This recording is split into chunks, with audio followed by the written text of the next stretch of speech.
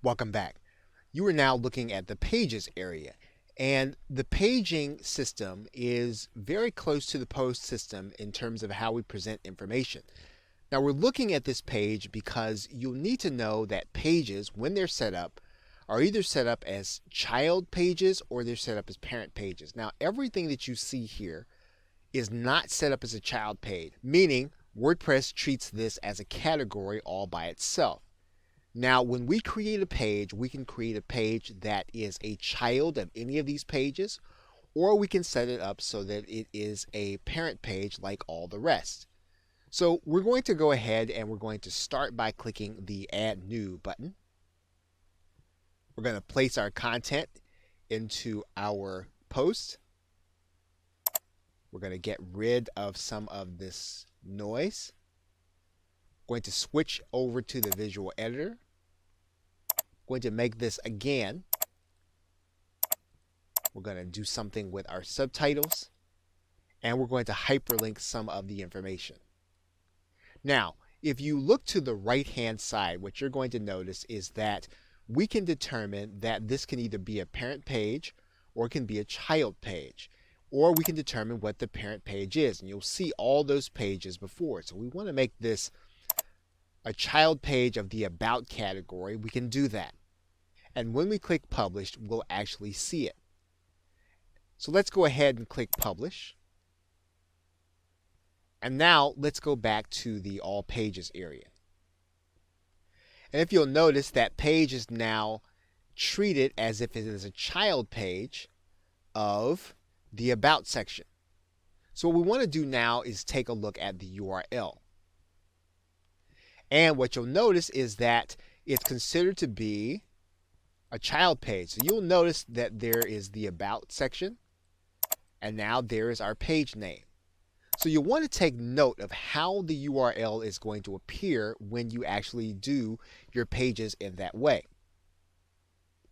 Now there's one other aspect to our post that we'll need to take a look at. And what we can do is we can actually set a featured image that's going to appear at the top of our content. And so we can go and click this link and we can feature our content. Now it's not going to appear inside of the text as we did before. It's going to appear on top. So what we're going to do is we're going to click Update. And now we're going to take a look at our page. And you can see now that our page features the image at the top. So this is another alternative for you as you consider how you want your content to appear on your pages. Okay, so with that, thanks, and I will see you in another video. Welcome back. Now in this video, we're going to be discussing changing the theme. You are now looking at your WordPress dashboard, and we have been using one particular theme. And so as we go back to the Appearance area and go to the Themes section, you're going to notice that WordPress comes installed with 3 different kinds of theming elements.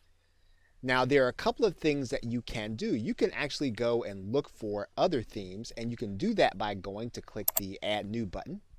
And WordPress will give you some options as to other themes that you can add to WordPress. Now these themes are actually going to be free to you, and they may indeed require some, but for the most part, you'll be able to get these themes and use them as part of your marketing efforts if you're willing to make some changes. And as you progress, you can actually go and purchase a theme that is closer to what you want. But as you just get started, you will be able to pick from these themes and implement them into your WordPress website. So in this particular case, let's use one of these themes.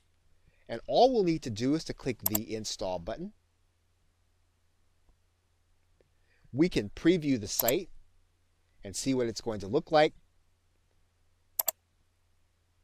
We can leave it. That'll take us back to the theming area, and we can try another one. And we can install, and then we can preview, and we can see if we like it or not. If we like it, we can choose to activate it. Now you'll notice now that our 2017 theme is no longer active, but this is our theme now. So if we go to our front page, our site's going to look different.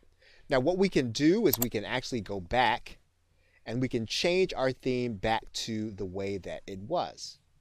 And we do that by going back to our theme and then reactivating the theme that was there.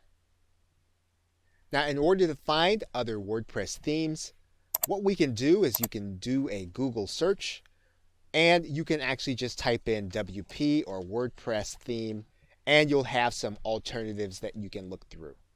Okay, so with that, thanks, and I will see you in another video. Welcome back. Now in this video, we're going to be talking about adding basic functions through WordPress.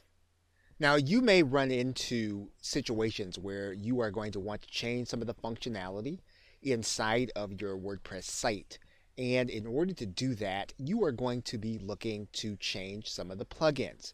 And to do that, you're going to go to your plugins area. And WordPress makes this very convenient to be able to do. And what you're going to do is you're going to start your search inside of WordPress. And you'll see that there's a keyword area right here. And what you can do is you can place the function that you're actually looking for. So, for example, you're trying to find some additional functionality so that you can add a forum. And so you might type in forum here.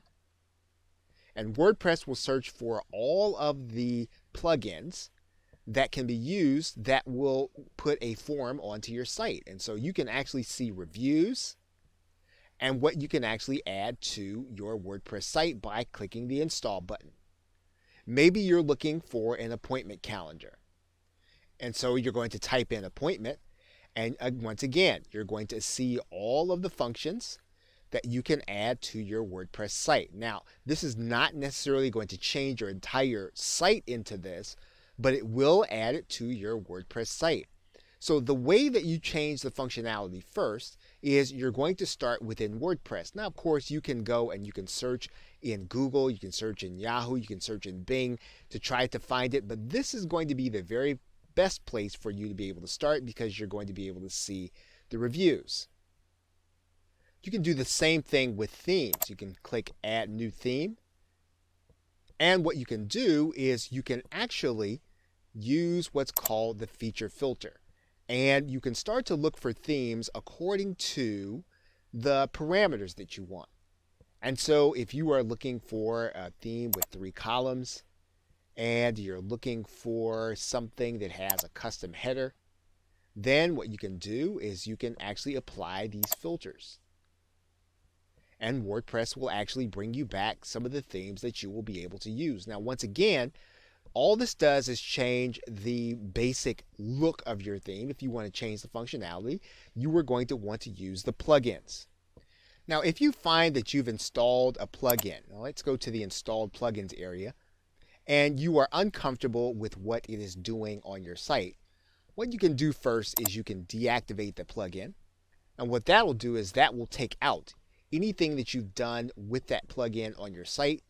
You can then go on to delete that plugin, and that will delete everything that you have done with that plugin, and it will also take the plugin out of your site.